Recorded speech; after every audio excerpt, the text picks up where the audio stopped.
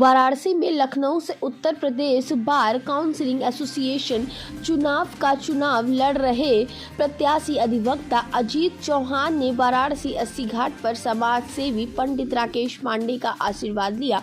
साथ ही गंगा आरती में शामिल हुए। स्थानीय अधिवक्ता भाइयों से चुनाव संबंधित विचार विमर्श करते भी दिखाई दिए। कि वाराणसी भगवान भोलेनाथ की नगरी है और हम लोगों के ऊपर मेहनत के साथ साथ ईश्वर की कृपा होना बहुत ज़रूरी होता है। तो इसलिए हम लोग कल आजमगढ़ में प्रचार प्रसार किए और अधिवक्ताओं से मिले। आज भोलेनाथ की नगरी वाराणसी में आए और सारे अधिवक्ताओं से मिल करके उनका आशीर्वाद जुटाया। उसके बाद हम लोग महाराज जी के आशीर्वाद लिया और इनके द्वारा भोलेनाथ के दर्शन कर उनका आशीर्वाद प्राप्त किया।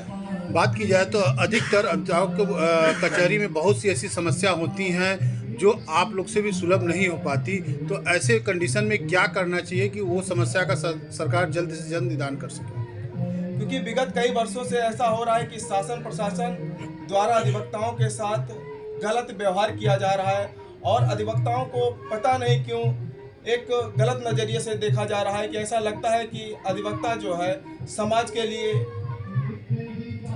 कुछ गलत काम कर रहा है, जबकि अधिवक्ता सदैव दूसरों के लिए लड़ाई लड़ता है, उसके लिए निरंतर प्रयास करता रहता है। लेकिन उसके बावजूद भी शासन प्रशासन से कभी भी उसको सहयोग नहीं मिलता है और सदैव अधिवक्ताओं के विरुद्ध ही नए नए नियम कानून लाए जाते हैं, जिससे अधिवक्ता लगातार परेशान हो रहा है। क्या कहना चाहेंगे सरकार से? मैं सरकार से निवेदन करना चाहता हूं कि सरकार अधिवक्ताओं की समस्याओं को समझने की कोशिश करे और जो नए नए नियम कानून बनाए जा रहे हैं, क्योंकि आज मैं वाराणसी में प्रचार प्रसार कर रहा था तो अधिवक्ताओं का एक धरना प्रदर्शन चल रहा था, क्योंकि उसमें भी वाराणसी के अधिवक्ता शासन से पूरी तरह से परेशान थे। वाराणसी की कुछ रजिस्ट्रियां हैं जो कि यहां से काट करके रामनगर में भेज दी गई थी और अधिवक्ताओं के कार्य को बांटने का काम किया जा रहा था। जो कार्य वाराणसी परिसर में हो रहा था उसको काफ़ी दूरी पर रामनगर भेज दिया गया, जिससे वाराणसी के आम अधिवक्ता काफ़ी रोषित थे और शासन प्रशासन के खिलाफ धरने प्रदर्शन पर बैठे हुए थे। और मैं स्वयं उनके धरने में शामिल होकर उनके संघर्ष में शामिल रहा और मैंने उनको आश्वस्त किया कि उनकी लड़ाई में मैं हर स्तर पर साथ रहूंगा, चाहे उसके लिए मुझे कुछ भी करना पड़े। और शासन प्रशासन चाहे अधिवक्ताओं के साथ कैसा भी व्यवहार करे, लेकिन मैं सदैव अधिवक्ताओं के साथ रहूंगा।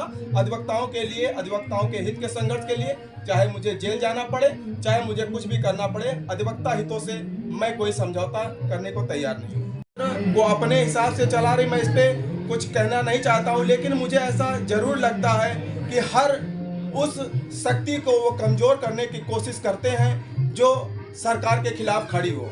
मुझे लगता है कि उनको ये भय है कि अधिवक्ता समाज जो है वो हमेशा न्याय के लिए हर किसी से लड़ने के लिए तैयार होता है, चाहे शासन हो या सत्ता हो। सरकार के खिलाफ सरकार के जो रवैया है अधिवक्ताओं या समाज के लिए, उसके लिए सदैव सरकार से लड़ने का काम अधिवक्ता करता आया है और आज शासन सत्ता उस अधिवक्ता समाज को कमजोर करने की हर संभव प्रयास कर रही है। हमारे मित्र हैं, लखनऊ से आए हैं, उत्तर प्रदेश बार काउंसिल का चुनाव लड़ रहे हैं। तो ये हमारे यहाँ गंगा पूजन में आए हुए हैं और हम सभी ब्राह्मणों ने इनको आशीर्वाद दिया है ताकि ये विजयी हो और आम जनमानस की आवाज़ ये पूरे समाज में उठाते रहेंगे। यही ढेर सारी शुभकामनाओं के साथ हम लोग इनको गंगा आरती में दर्शन के लिए ले जा रहे हैं। महाराज जी, कल काशी का पावन पर्व महाशिवरात्रि है। आज रात को बाबा विश्वनाथ की नगरी में काशी की परिक्रमा के लिए लोग निकलते हैं पंचकोश, और वो 25 कोस का होता है। 5-5 कोस पे एक एक पड़ाव होते हैं और वहाँ पांचों भगवान का आशीर्वाद लेते हुए सारे लोग, काशी के लोग उल्लास के साथ शिवरात्रि का धूमधाम से त्यौहार मनाते हैं। Thank you sir.